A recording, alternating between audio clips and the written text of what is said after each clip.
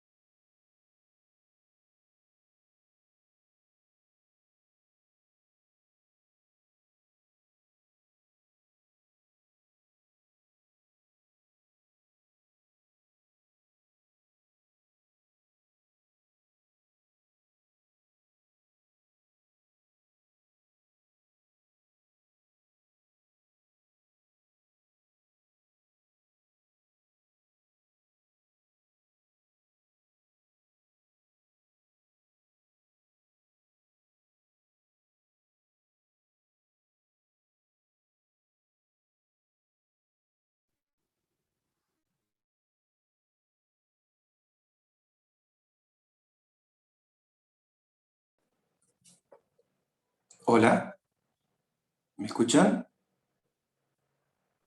Sí, se escucha. ¿Cómo andan? ¿Todo en orden?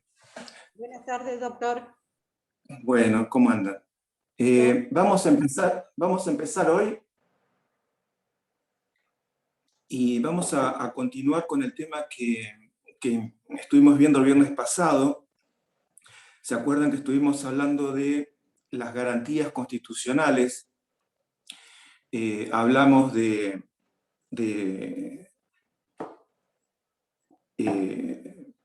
estuvimos analizando el artículo 18, vimos las acepciones que tiene la cláusula juicio previo. Después hablamos sobre la protección contra el arresto injustificado, es decir, hablamos del habeas corpus, y ahora vamos a hablar de los derechos constitucionales protegidos por el amparo. Para comenzar a explicar el tema, tenemos que decir que con el amparo se protegen todos los derechos y libertades, excepto la libertad física. ¿Por qué? Para la libertad física está la garantía que vimos, ¿verdad?, del habeas corpus. Es decir, que todo el resto de los derechos consagrados en la Constitución son protegidos mediante el amparo.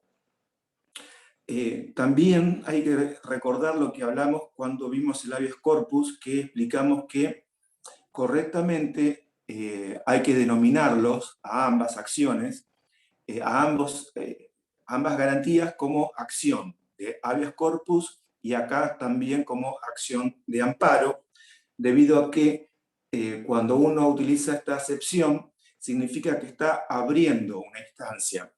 Y no, reitero lo que habíamos dicho la otra vez, que cuando se utiliza el término recurso, significa que estamos tramitando vía recursiva una instancia ya abierta. Por eso, lo correcto es denominarlo acción.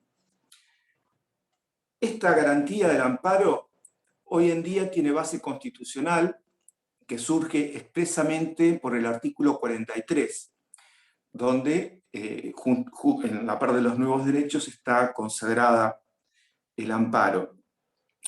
Antes de la reforma del 94, la base no tenía base constitucional esta garantía y tenía una base jurisprudencial que se remonta a los famosos y conocidos casos de Sidi, Ángel y Samuel Cot SRL. Siri de 1957 y Cot SRL del año siguiente, 1958. Hasta ese momento, la Corte, obviamente recuerdan que no existía esta denominación para esta garantía, y entonces la Corte hacía una interpretación restrictiva de lo que se conocía hasta entonces, es decir, del recurso de habeas corpus. Así como antecedente, tenemos el fallo Bertotto de 1933. Bertotto había interpuesto un habeas corpus, porque era lo que existía hasta ese momento, y fue rechazado por la Corte,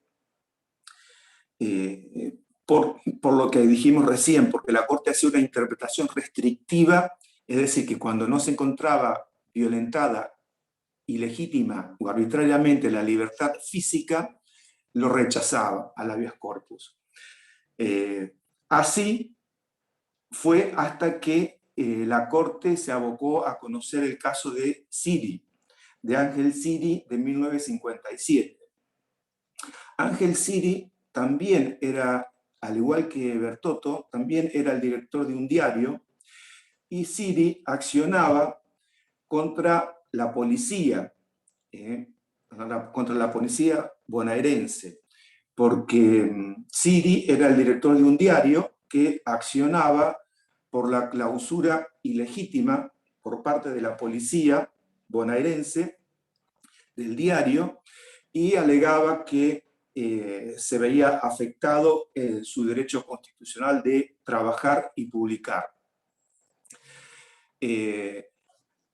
Originalmente fue rechazado hasta que llegó a la instancia superior de la Corte, vía recursiva, y ahí por primera vez la Corte, en esta instancia extraordinaria, admitió esta figura que tutela a todos los derechos y libertades, excepto la libertad física, cuando estos derechos son turbados por parte de la autoridad estatal. La autoridad estatal era la policía bonaerense, que había clausurado arbitrariamente el diario en Mercedes de Siri. Y al año siguiente, la Corte se aboca a conocer el caso de Samuel Cot, que Samuel Cot era el dueño de una fábrica, Cot SRL, que estaba en conflicto con sus empleados y había sido tomada la fábrica. Así, Cot interpone esta garantía y llega a la Corte, y por primera vez la Corte hace lugar a esta tutela, protegiendo todos los derechos y libertades, excepto la libertad física, cuando son turbados ilegítima y arbitrariamente por parte de los particulares, ¿verdad? En el anterior fallo, la turbación era por parte de la autoridad estatal, y en este caso, en el de Cot, era turbado por parte de los particulares. Eran los empleados que habían tomado la fábrica.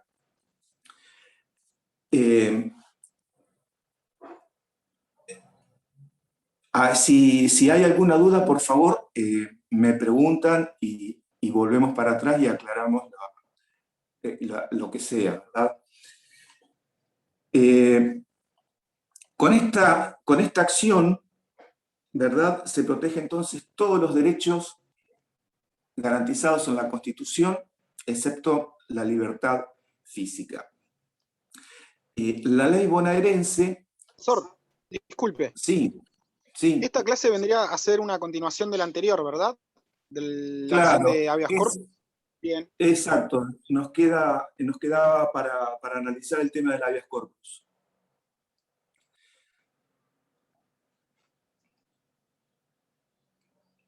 Perdón, lo que estamos viendo ahora, el tema del amparo.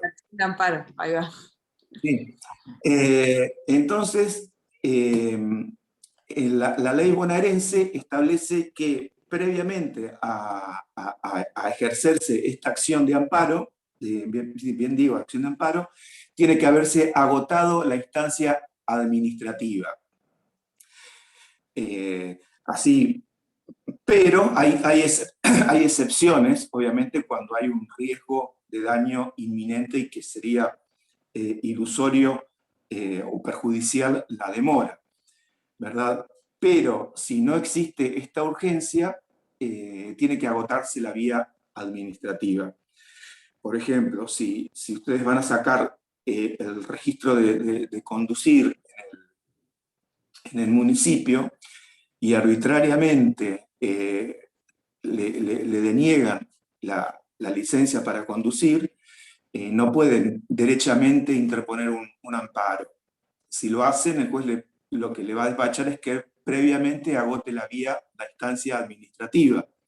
En cambio, es decir, que tendrán que plantear una reconsideración en el municipio para que se subsane esa arbitrariedad y agotada la vía administrativa, recién se accede a la instancia judicial, excepto cuando haya peligro en la demora, ¿verdad? Y el daño sea inminente. Los casos más evidentes para interponer las acciones de amparo, ¿cuáles son? Les pregunto a ustedes. Que no admiten demora de agotar la vía administrativa o hay una... ¿Caso de salud? Caso de salud. Claro, los casos de salud normalmente algunos jueces tienen un criterio que es un poquito más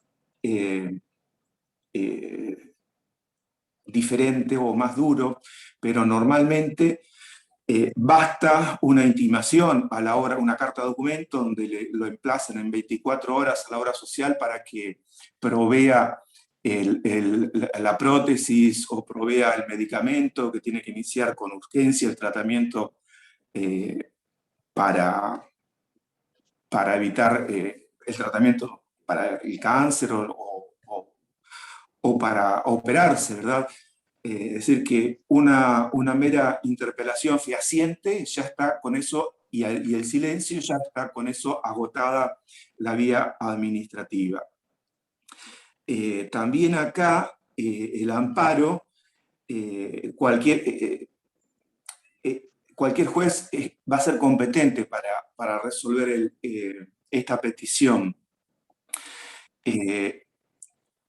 Por ahí, atento a la urgencia, se puede interponer en cualquier fuero, y en ese caso lo correcto es que el juez resuelva la petición y luego lo envíe al fuero.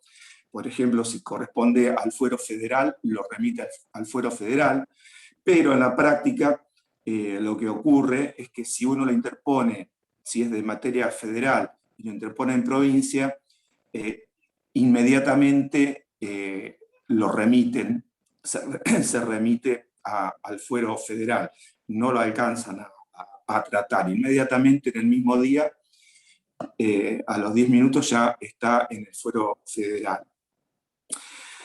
Y tanto en el fuero federal o en el fuero ordinario,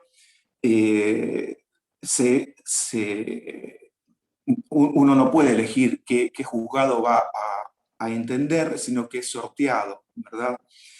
Es sorteado, así por ejemplo, en el fuero ordinario, un amparo de salud lo puede resolver un juzgado de familia o un juzgado civil y comercial o un juzgado en lo contencioso administrativo, ¿verdad? Y ahí es donde aparecen algunas pequeñas, no hay un criterio unánime con respecto a los requisitos y a las exigencias para proveer, ¿verdad? Pero es propio de la materia, ¿verdad? Así, en la práctica, les digo, por ejemplo, que un fuero contencioso es más riguroso en materia de admisibilidad que si lo tiene que resolver en un juzgado de familia. sobre todo si son temas de salud. Hay una mirada más amplia, ¿verdad? En cambio, en el contencioso es una mirada más restrictiva al momento de proveer. Bueno, básicamente lo que nos interesa es eso, ¿verdad? Aparte, otro ejemplo público y notorio de los amparos, lo tuvimos en el 2001, ¿verdad? Con la cuestión de los amparos para proteger el derecho a la propiedad, cuando fueron confiscados los ahorros en dólares y se devolvían especificados por parte de los bancos. Ahí también no fue necesario agotar la vía administrativa, ya directamente se ocurría a la vía a la instancia judicial y se resolvía, se resuelve en la práctica con una medida cautelar que viene a resolver el fondo de la cuestión. Es decir, inmediatamente se le requiere a la autoridad que cumpla, si están los requisitos, que cumpla la medida peticionada en una medida cautelar. Y después la obra social o quien sea hace un informe circunstanciado respecto a la cuestión y el juez resuelve el fondo, pero previamente con una medida cautelar inaudita aparte, ya atento a la urgencia, ¿verdad? Ya se le hace que provea, por ejemplo, la prótesis, provea el medicamento, lo que sea, ¿verdad? También, por ejemplo, son muy, muy habituales los amparos contra las obras sociales, pero no solamente se agotan con los temas del medicamento. También hay un amplio uso de los amparos que por ahí la gente no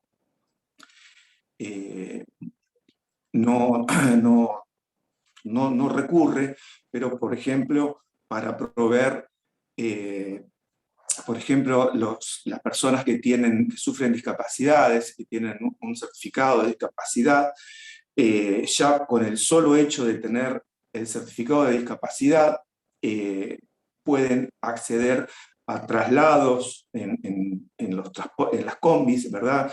Las combis esas que ustedes ven que llevan de un lugar al otro, los llevan a la escuela, los llevan a rehabilitación. También tiene obligación de proveer la obra social acompañantes terapéuticos, etc. ¿Verdad? No solamente, y ahí es donde normalmente las obras sociales ponen reparos para cumplir esas prestaciones, ¿verdad? Que tienen derecho los afiliados. ¿Alguna duda de esta cuestión del amparo?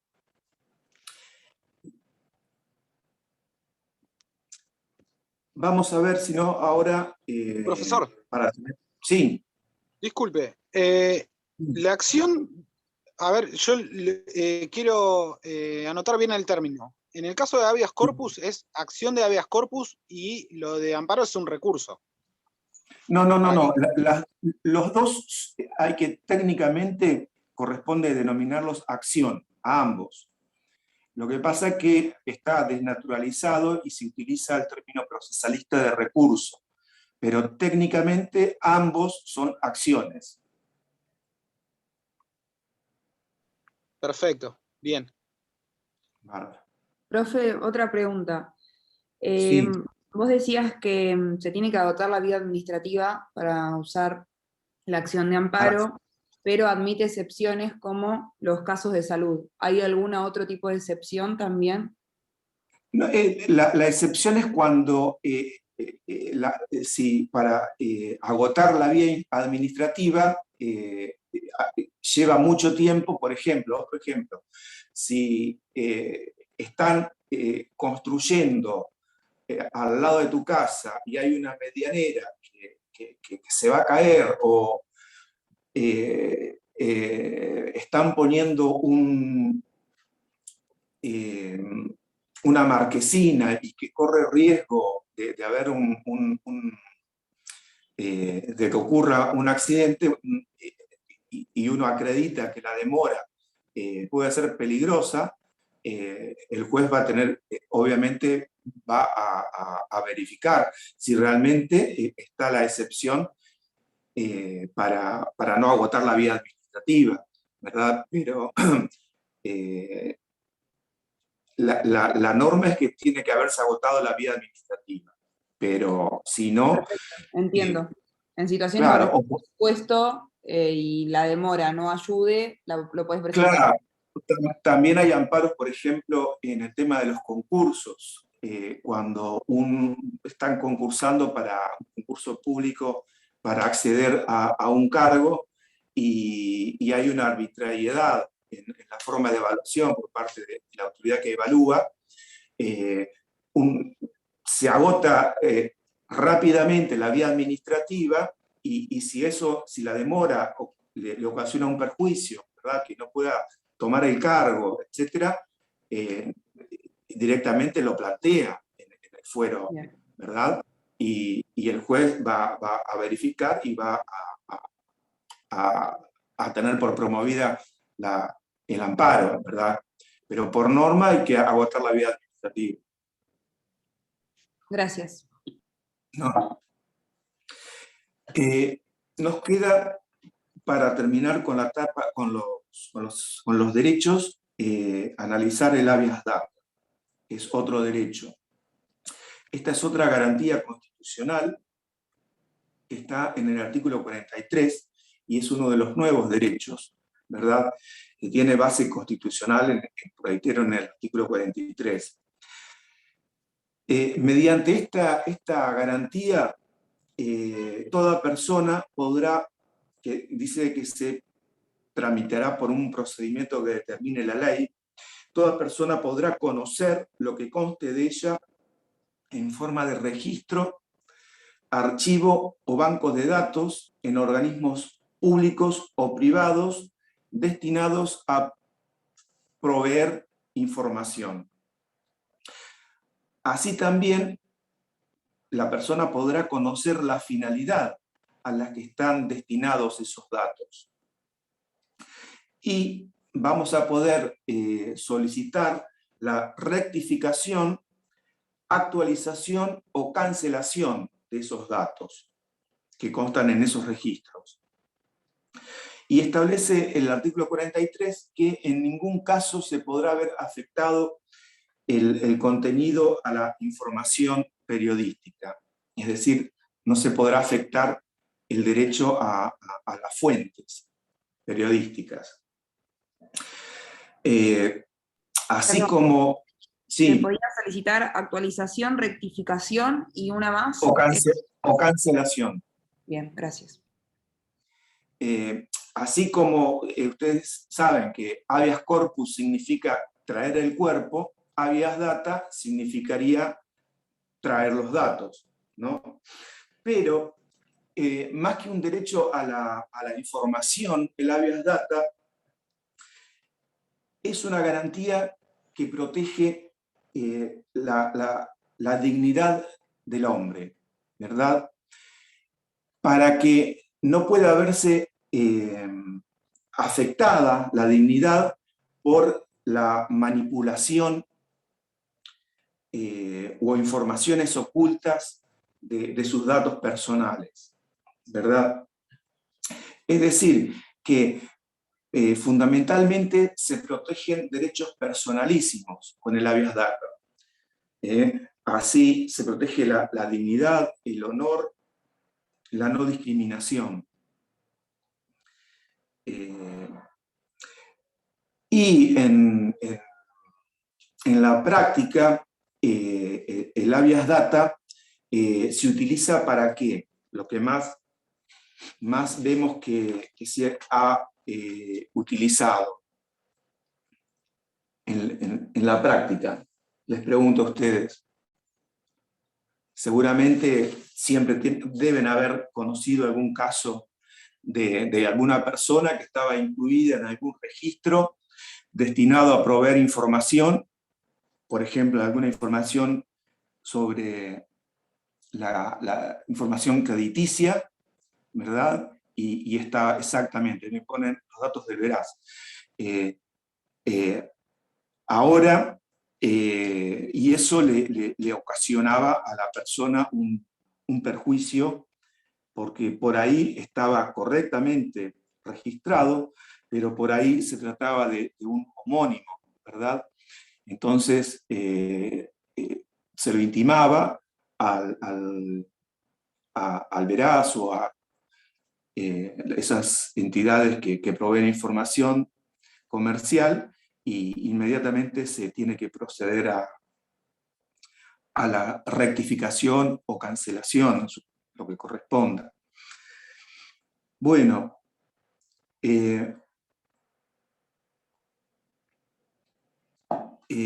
ya con eso estaríamos bien para el tema de los derechos, de la protección de los derechos.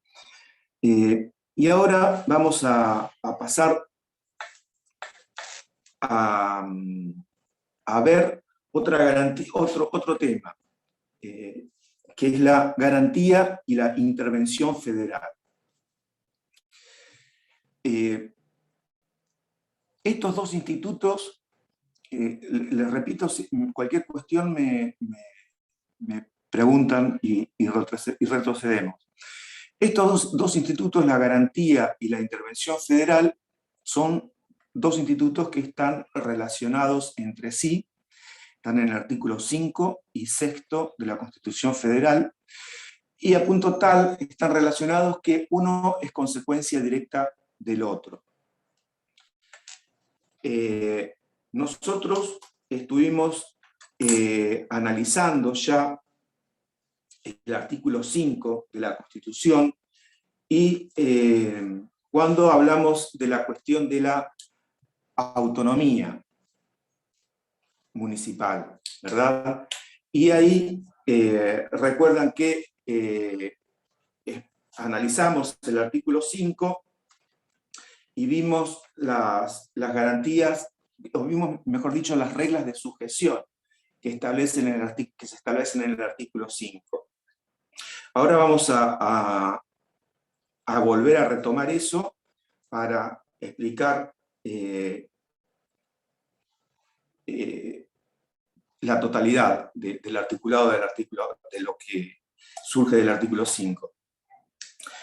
El artículo 5 tiene dos partes. La primera, lo vamos a analizar de esa forma. La primera parte del artículo 5, que es donde se consagra las autonomías provinciales, y a su vez se consagran o se establecen lo que nosotros denominamos reglas de sujeción.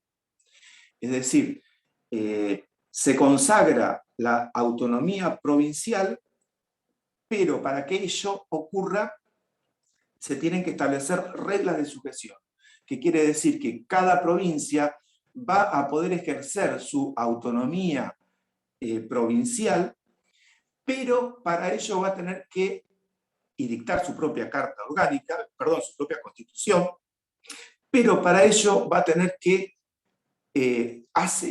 hacerlo conforme a las reglas que establece el artículo 5, que son reglas de sujeción, es decir, que tiene que hacerlo sí o sí conforme a esas normas que establece el artículo 5. Y en el segundo párrafo del artículo 5 es donde se consagra la garantía federal, propiamente dicha. Así, el artículo 5, repito, que establece la autonomía provincial y el poder constituyente provincial, dice que cada provincia dictará para sí una constitución, y ahí vienen las reglas de sujeción, bajo el sistema representativo republicano, de acuerdo a los principios, declaraciones y garantías de la Constitución Nacional, y que asegure la administración de justicia, la educación y el régimen municipal. Esa es la primera parte. Y la segunda parte dice, bajo estas condiciones, el gobierno federal garantiza a cada provincia el goce y ejercicio de sus instituciones. Esa es la segunda parte del artículo 5.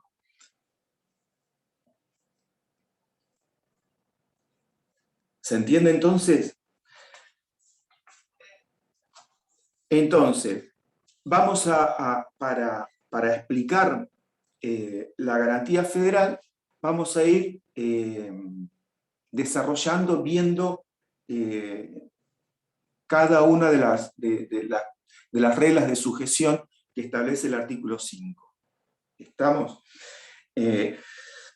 Entonces, la primera regla de sujeción es que cada provincia va a dictar para sí su constitución conforme a las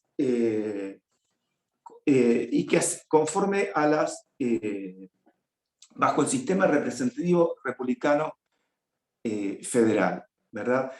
De esa primera regla de sujeción surge lo que se conoce como el sistema representativo y republicano de gobierno, y surgen de ahí lo que nosotros conocemos como los principios republicanos de gobierno, ¿verdad?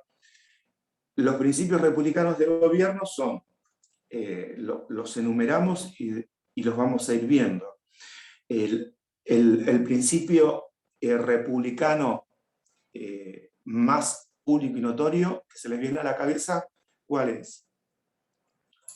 Cuando uno habla de principios republicanos. La división, la división de poderes. Exactamente, la separación de poderes. Ese es uno de los principios republicanos, ¿verdad? El mayor principio republicano es la separación de poderes.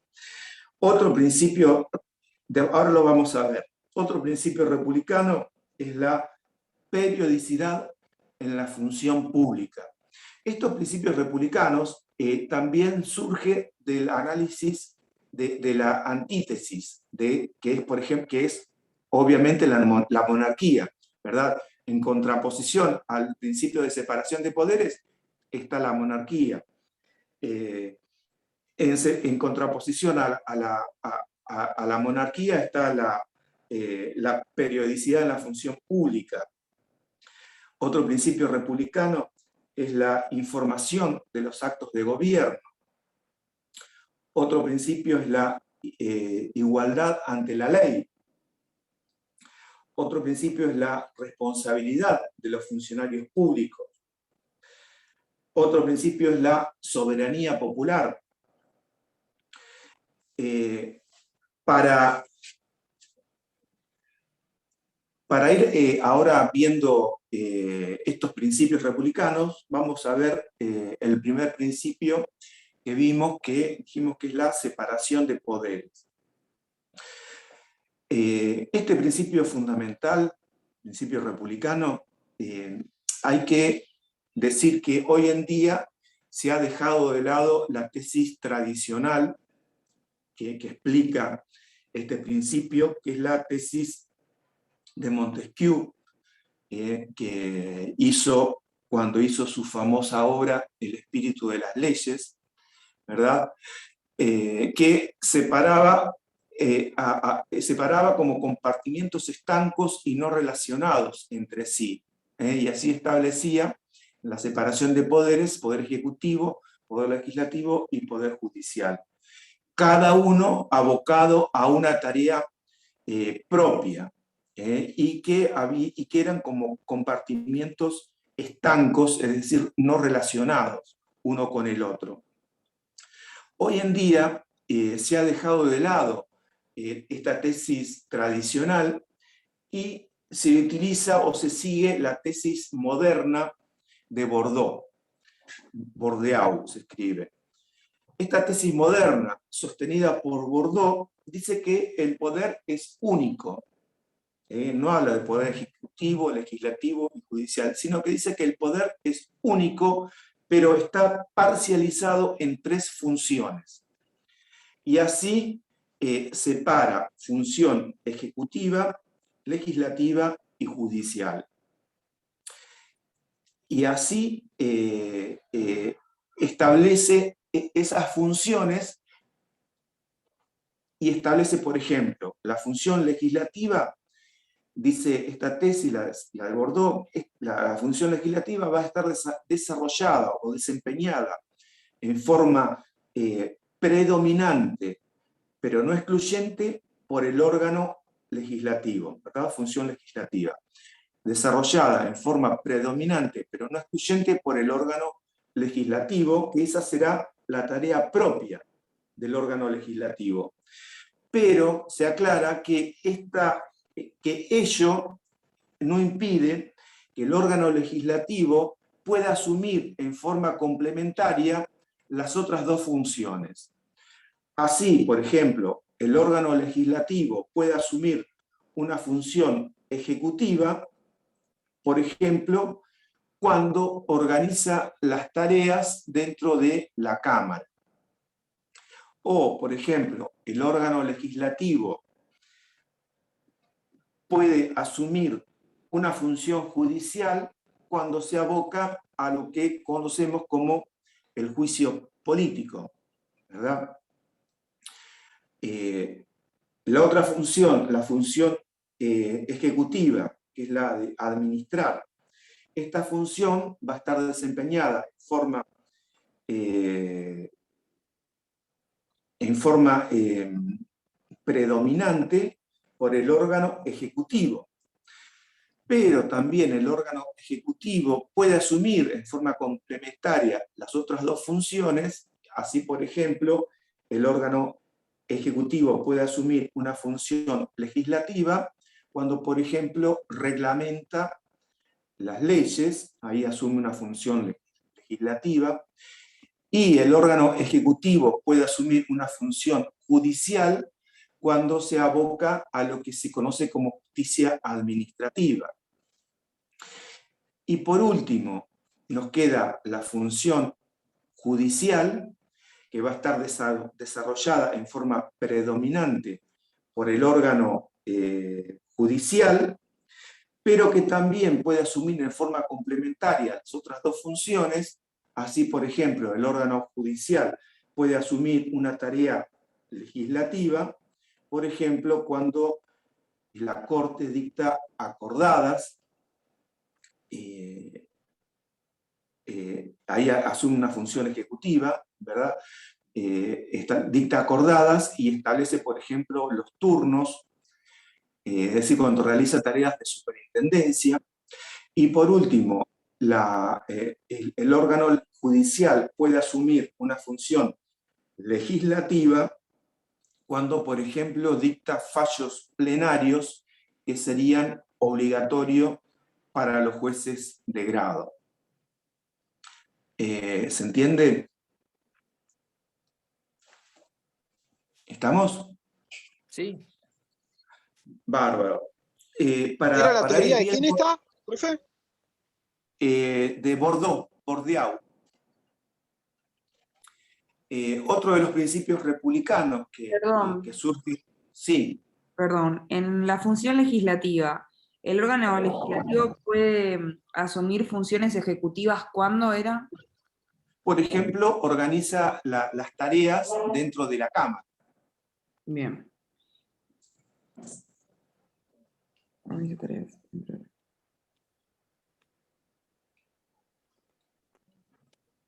Esto es lo que se le llama tareas residuales o control residual, ¿no? Claro, que sería la tarea impropia, ¿verdad? La función propia es la tarea predominante, excluyente, pero que también puede asumir otra función, ¿verdad? Y me faltó,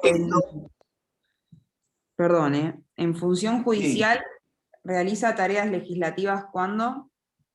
Legislativa, por ejemplo, cuando dicta fallos plenarios. Por ejemplo, cuando la Cámara unifica criterios y dicta un fallo plenario que sería obligatorio para los jueces inferiores. Perfecto, gracias. ¿No? Entonces, para seguir analizando los principios republicanos, teníamos la periodicidad en la función pública, ¿verdad? Este es un principio republicano, pero que que también está lamentablemente discutido, ¿verdad? Cada uno puede tener un criterio, su opinión con respecto a esto. La periodicidad de la función pública. ¿Por qué hay gente que dice que no es un principio republicano? ¿O por qué tendría que ser un principio republicano? ¿Qué se evita con esto, con la periodicidad en la función pública?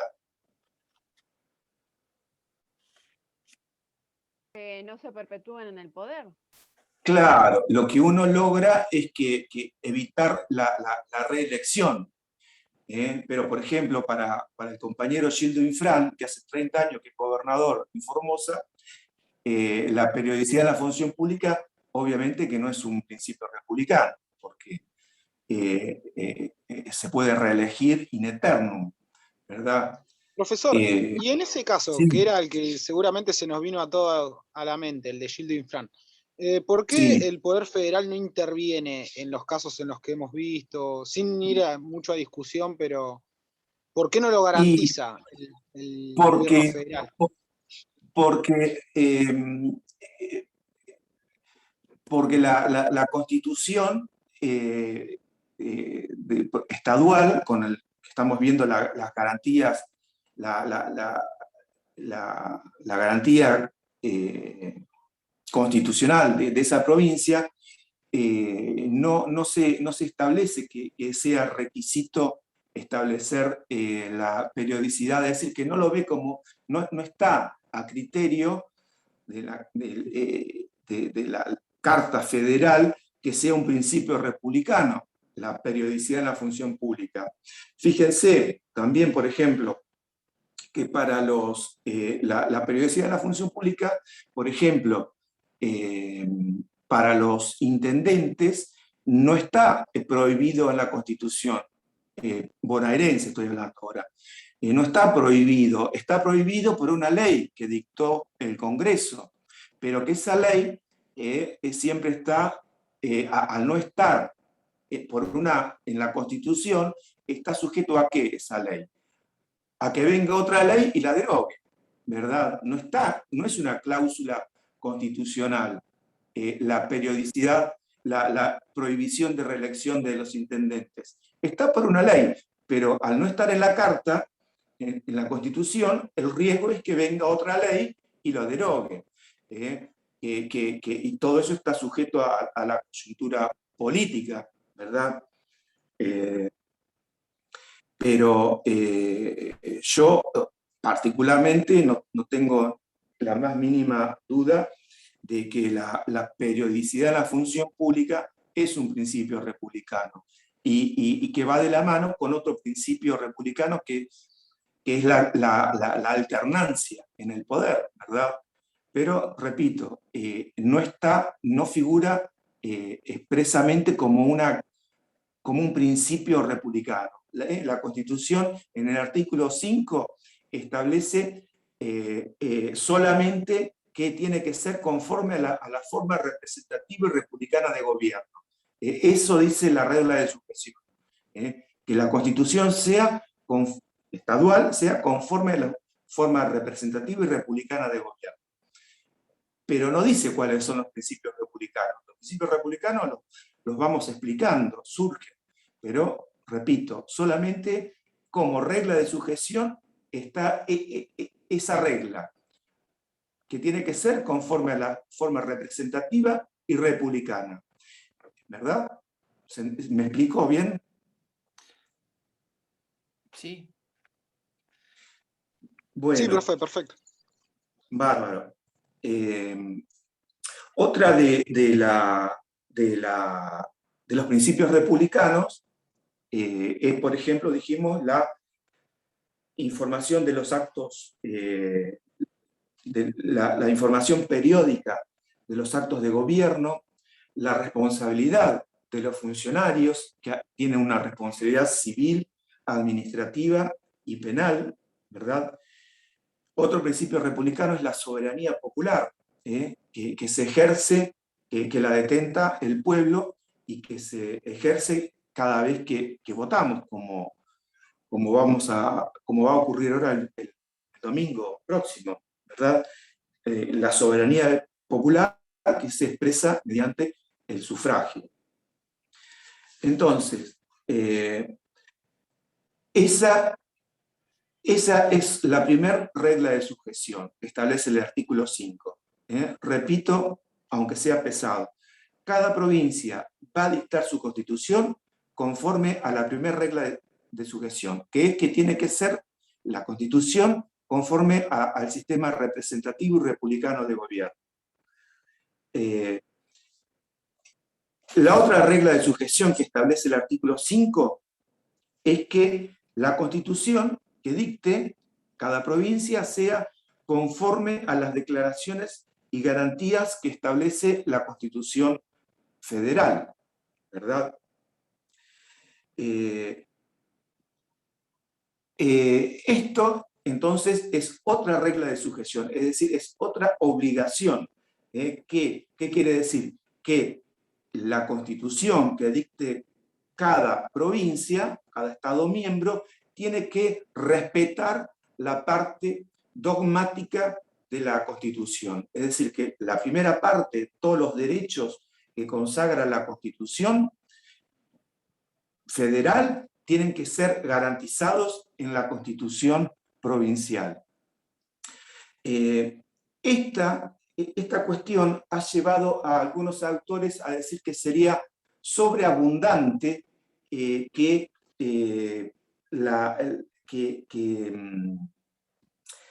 una parte dogmática en la Constitución provincial, porque sí o sí va a tener que ser conforme a la parte dogmática que establece la Constitución Federal. Pero lo que hay que decir al respecto es que no es que sea sobreabundante.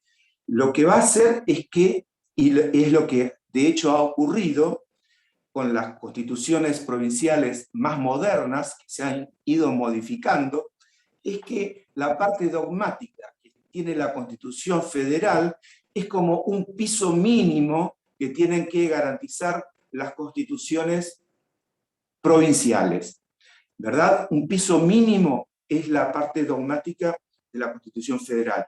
Y así, de hecho, las constituciones provinciales pueden mejorar, ayornar, incorporar nuevos derechos que no hayan sido receptados en la Constitución Federal, como de hecho había ocurrido hasta que se reformó la Constitución Federal en el 94.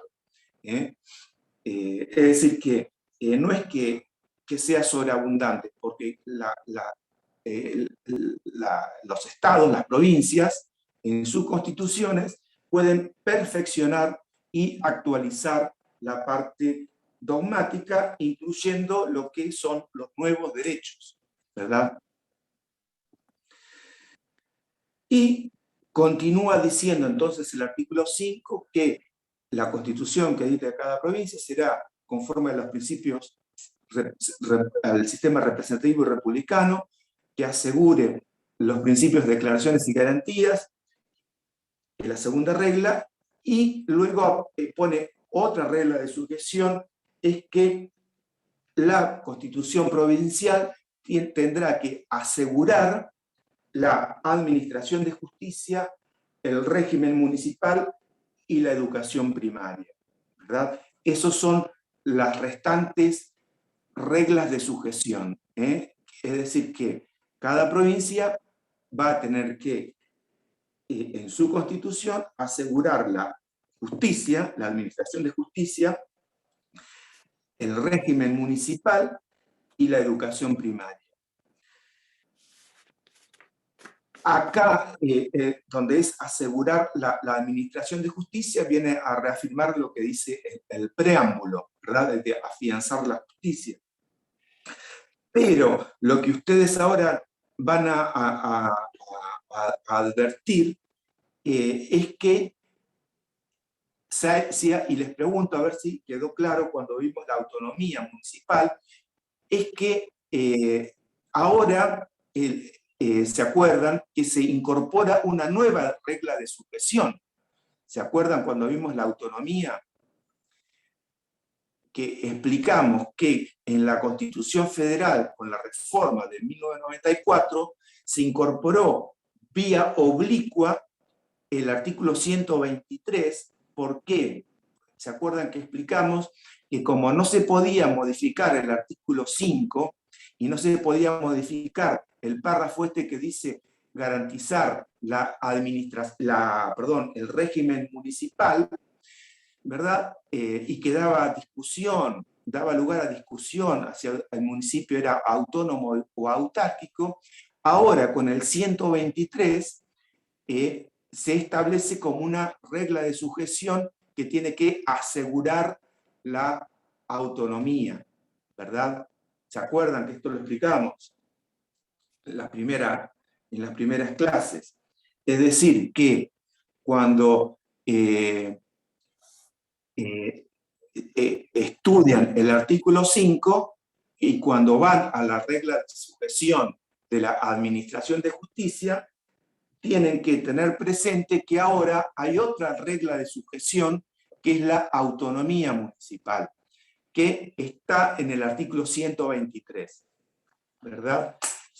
Y que hace juego, el artículo 123, que lo vamos a repasar ahora, hace juego con el artículo 5. El artículo 123 dice: cada provincia dictará su constitución conforme a lo dispuesto en el artículo 5 y agrega asegurando la autonomía municipal. Y después continúa reglando su alcance y contenido, ¿verdad? Su alcance y contenido en el orden administrativo, político, económico, financiero e institucional, ¿verdad? Y que ahí se establece la autonomía absoluta o relativa, ¿verdad? Pero concretamente se establece que la autonomía municipal es una regla de sujeción, porque claramente dice que el artículo 123 que cuando en juego con el artículo 5, que cuando cada provincia va a dictar su constitución conforme lo establece el artículo 5, es decir, conforme a esta regla de sujeción, ahora el 123 agrega otra nueva regla de sujeción y claramente dice que tiene que asegurar la autonomía municipal. ¿Y qué pasa cuando en las constituciones provinciales se viola el artículo 5? ¿Qué pasa? Es decir, cuando en un estado provincial, por ejemplo, se viola el principio de los principios republicanos, ¿verdad? Cuando no se respeta el principio republicano de la soberanía popular, el sufragio popular, cuando no se respeta la separación de poderes, con todos los principios que surgen de ahí, cuando no se respeta la responsabilidad de los funcionarios públicos, otro principio republicano que no vimos es la igualdad ante la ley, cuando no se respeta la igualdad ante la ley,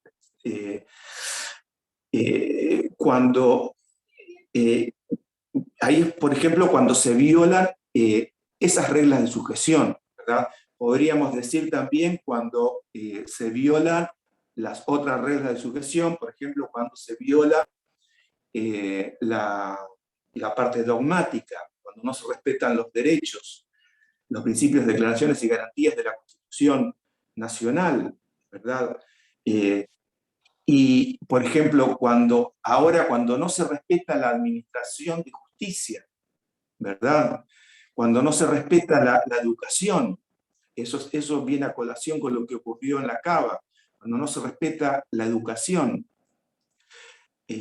cuando no se respeta, por ejemplo, la autonomía provincial.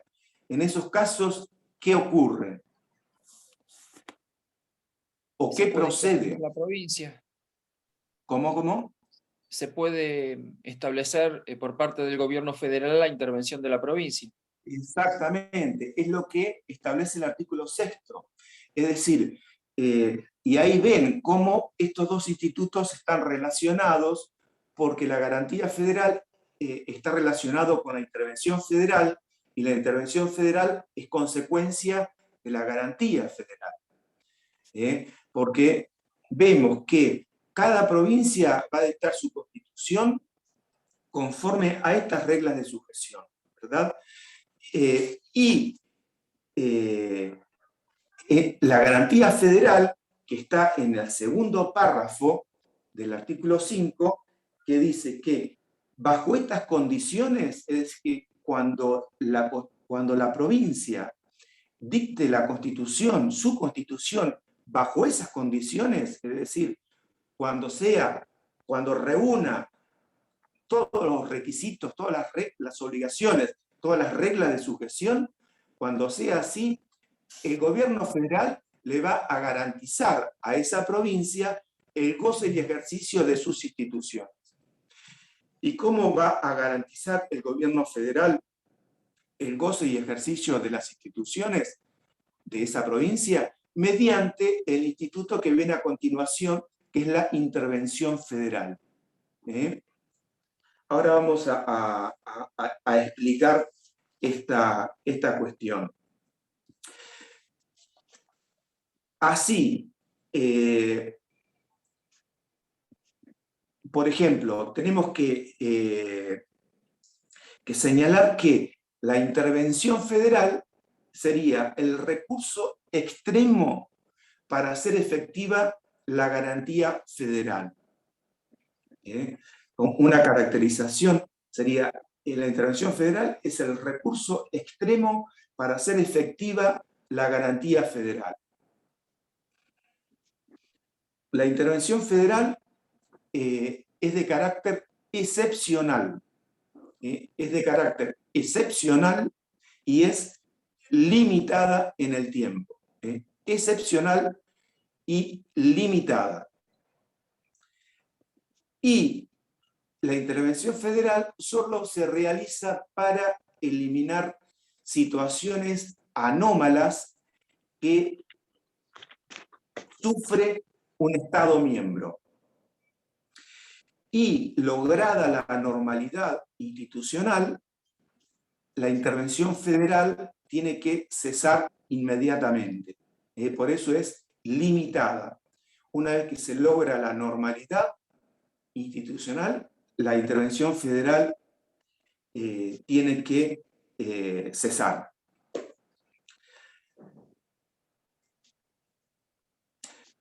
Vamos a explicar esta cuestión de la intervención federal. Seguramente no terminemos de explicar todo, pero vamos a ir viendo una noción, un pantallazo de la importancia de la importancia de este instituto, cómo se ha utilizado y las críticas que ha tenido la utilización de este instituto en lo largo de la vida institucional en nuestro país. Cuando ustedes arranquen, repito, por favor me preguntan si no se entiende lo que estoy explicando. Cuando ustedes estudien el artículo 6º, que es donde está consagrada la intervención federal, van a ver que el artículo 6º enumera los casos en que procede la intervención federal.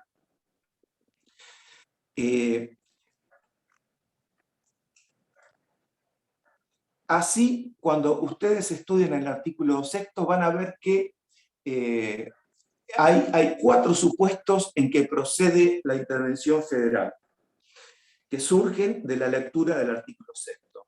Nosotros, para explicarlo, a estos casos en que procede la intervención federal, los vamos a enumerar bajo 2 títulos. Bajo un título, nosotros lo denominamos intervención federal per se, o intervención federal por decisión exclusiva del gobierno central. Y ahí, en estos 2 títulos, vamos a incluir al primer y segundo supuesto que aparecen de la lectura del artículo 6. Y bajo el título de intervención federal. ¿Puede repetir Sí. este punto? Sí, el artículo sexto no es que dice 1, 2, 3, 4, no. El artículo sexto de la lectura, ustedes van a ver que aparecen 4 situaciones en las que procede la intervención federal. Nosotros vamos a agrupar bajo el título de intervención federal por decisión exclusiva o por decisión per se del órgano del gobierno federal, los supuestos que aparecen en primer y segundo lugar en el artículo 6. Y bajo el título de intervención federal a pedido de las autoridades constituidas, vamos a incluir a los supuestos tercero y cuarto, que aparecen en el artículo 6. Y vamos a hacer referencia que, sin perjuicio de que en el artículo 6 aparecen 4 tipos de intervención, o 4 casos en los que procede la intervención federal, hay un quinto supuesto que no surge del artículo 6, pero que es una desnaturalización del primer supuesto de intervención federal y que nosotros denominamos intervención federal preventiva y que después lo vamos a analizar y lo vamos a criticar.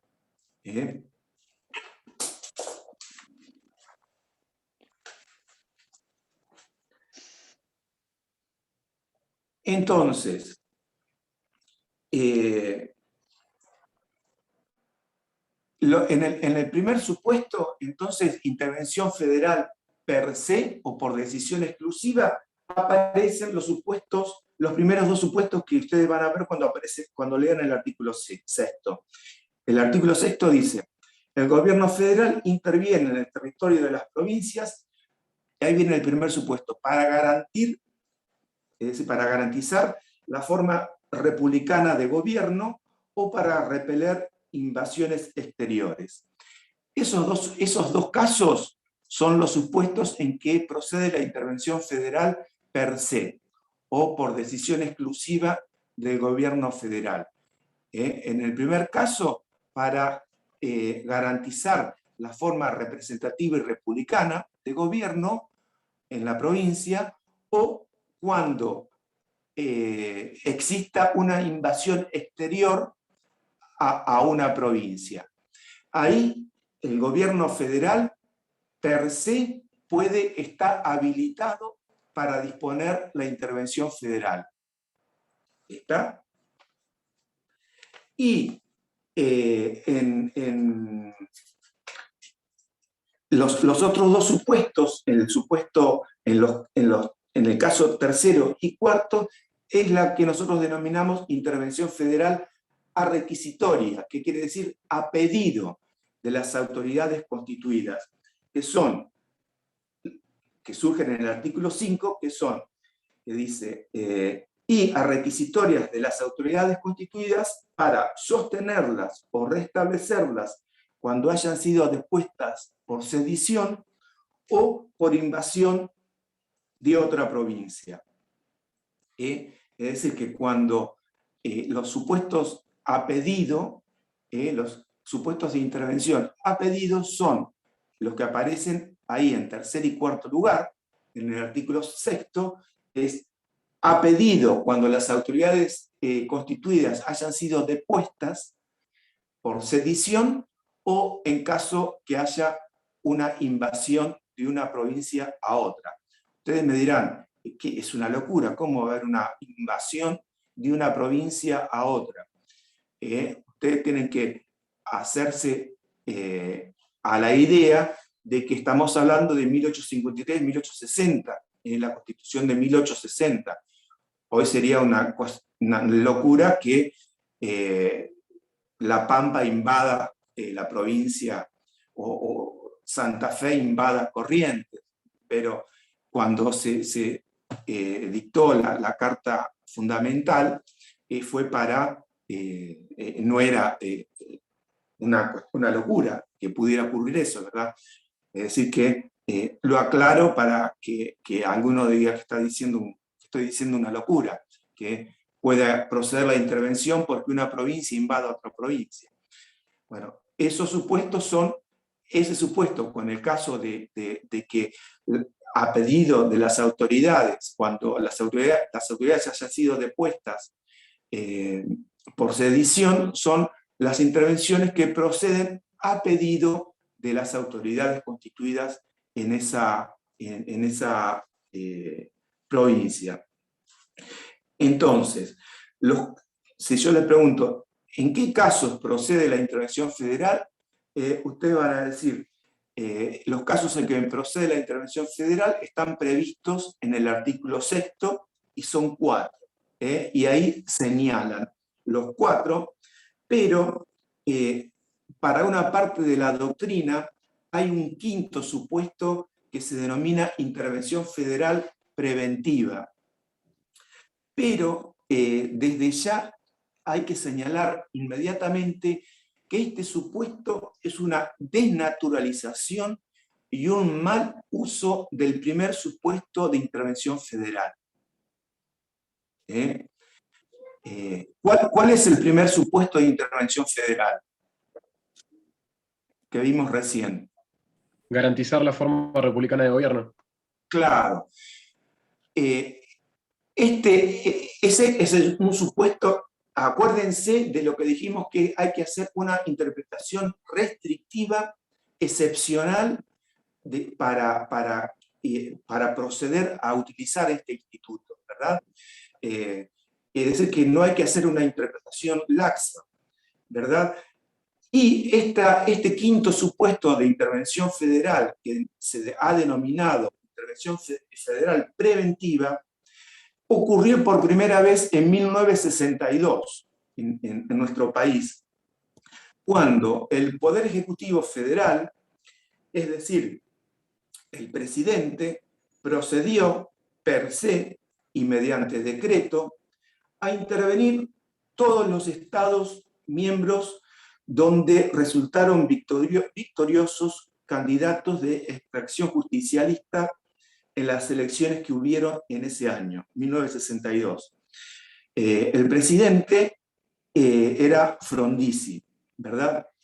Y dijo el Poder Ejecutivo que intervenía las provincias donde resultaron candidatos victoriosos, los candidatos de extracción justicialista, para garantizar la forma republicana y representativa de gobierno, ¿verdad? Y extendió esa medida a las autoridades en ejercicio y también a las autoridades electas. De ahí es que se infirió que era una intervención federal preventiva, porque estaba juzgando a autoridades que todavía no habían entrado en ejercicio, ¿verdad? Por eso es que se lo denomina intervención federal preventiva. Sucherino critica a este tipo de intervención porque no tiene, fundamentalmente, no tiene lógica jurídica, porque el gobierno federal central no puede custodiar la forma republicana de gobierno con relación a gobernantes futuros, ¿verdad? Los estaría juzgando antes de que entren en ejercicio. La cuestión es que la utilización a lo largo de la historia en nuestro país de este instituto es que muchas veces la intervención federal, bajo el argumento de encontrarse afectada la forma republicana representativa de gobierno, en verdad estaba motivada por cuestiones políticas, ¿verdad? El Poder Ejecutivo Federal dispuso, antes de la reforma, porque después vamos a ver cuál es el procedimiento, ya no lo puede hacer el Poder Ejecutivo a la intervención federal, muchas veces bajo ese argumento, en verdad encubría motivaciones políticas para destituir candidatos de un color político diferente al gobierno federal, al Poder Ejecutivo federal, ¿verdad? Por eso es que hay que hacer una interpretación restrictiva de cuándo se encuentra afectada la forma republicana y representativa de gobierno, ¿verdad? De ahí es que cuando hoy hablamos, salió el tema de la periodicidad en la función pública, si hiciéramos una interpretación restrictiva, si consideráramos, por ejemplo, que la periodicidad de la función pública es un principio republicano, no tengan dudas que sería un supuesto que habilitaría la intervención federal, ¿verdad? Pero como hay que hacer una interpretación restrictiva de cuándo se encuentra alterada la forma representativa y republicana, en ese caso no procedería no procede la intervención federal, ¿verdad? Antes, porque veo que se está retirando alguna gente, voy a hacer una captura de pantalla. Un segundo, por favor.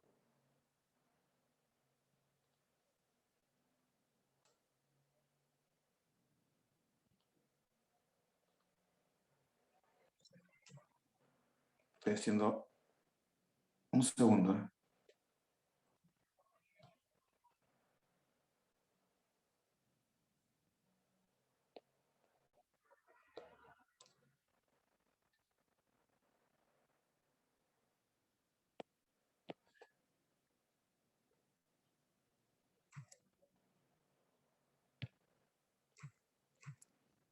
Bárbaro. Bueno, ¿alguna duda con esta cuestión? Después en la clase que viene vamos a retomar y terminar de explicar. Pero básicamente, cuando estudian la intervención federal, tienen que hacerse plantearse, analizar el artículo 6º, y después vamos a ver lo que se ha incorporado luego de la reforma, porque este es un instituto que está tocado en este artículo, y luego cuando se dejó en claro que corresponde, porque ahora el artículo 6º decía que el gobierno federal, ¿quién lo dispone? Decía que el gobierno federal, o el gobierno federal central. Ahora el que dispone la intervención federal, luego de la reforma, es el Congreso, ¿verdad? Todas estas cuestiones luego las vamos a ir explicando en la próxima clase. Pero para estudiarlo, tienen que organizarlo los casos en que procede. Van a ver que hay otros autores que dicen que hay una finalidad protectora o reparadora, ¿verdad? Pero básicamente estamos todos de acuerdo en que hay esos 4 supuestos de intervención federal. Y se agrega el 5º supuesto, que se denomina intervención federal preventiva, que, repito, no está aceptado por la cátedra. Y que esa intervención federal decimos que es una desnaturalización, es decir, un mal uso de la primer supuesto de intervención federal, que es la intervención federal cuando se encuentre alterada la forma representativa y republicana de gobierno. ¿Alguna duda? Y vamos dejando, si no. No, todo muy claro. Bueno, me alegro. O muy claro o nadie entiende nada. No, está buenísimo, doctor. Bueno, gente, que voten bien, que voten con sus convicciones el domingo, y que tengan buen fin de semana. Nos estamos viendo. Gracias, igualmente. Gracias, doctor. Gracias. Hasta la próxima. Hasta luego. Sana.